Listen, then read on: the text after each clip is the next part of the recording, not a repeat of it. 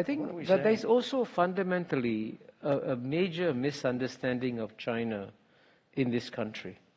And let me tell you what the major misunderstanding is.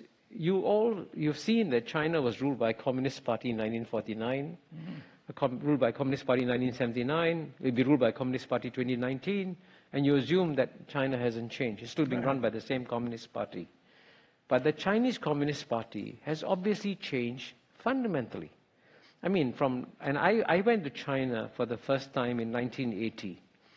When I went to China for the first time in 1980, the Chinese people didn't have the freedom. They couldn't choose what to wear. They all wore Maoist suits. Yeah. They couldn't choose where to live, where to work, what to study. And certainly zero Chinese could travel overseas. Zero.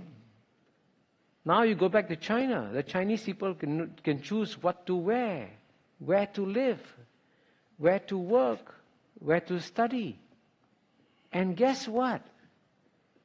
Every year, 120 million Chinese, right? I think it's more than the population in California. 120 million Chinese leave China freely as tourists. Amazingly, 120 million Chinese return to China freely. Now, if China was a communist, gulag, Stalinist state, would you go back to China? And so there's a complete misunderstanding of China.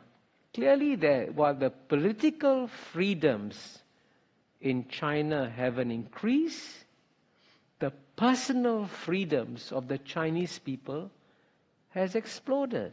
Mm-hmm. And I can tell you, one of the questions that future historians will be very puzzled by is the judgments made by America on China. And I'll tell you why they'll be puzzled. The United States of America is about 240 years old. Chinese history, maybe 2,400 years old. In today's world, you have a society which is 240 years old, passing judgment on a society which is 2,400 years old, and at a time when China has had its best 30 years of history, the Americans are telling Chinese, you guys are not doing very well. Really, you should change your political system. Listen to us, become a democracy, all will be well with you. And I can tell you one thing, that Chinese leaders, there's a whole shades of opinion among them. The one complete point of agreement that they all have is that they saw what happened to the Soviet Communist Party. They saw what happened to the Soviet Union. They saw what happened to Russia. It went overnight to a democracy. Guess what? The Russian economy imploded. Life expectancy came down. Infant mortality went up. The Russian people suffered. And the Chinese said, this is what happens when you have an instant democracy. So when the Chinese said, give us time, let us transform our political system in our own way, I said, let them do it. Why do you think that you would know better what's good for them?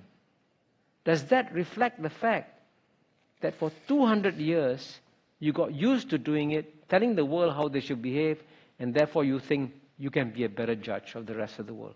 So that judgmental character in the West has got to adapt to the rest of the world, because the rest of the world today is less willing to be judged by you.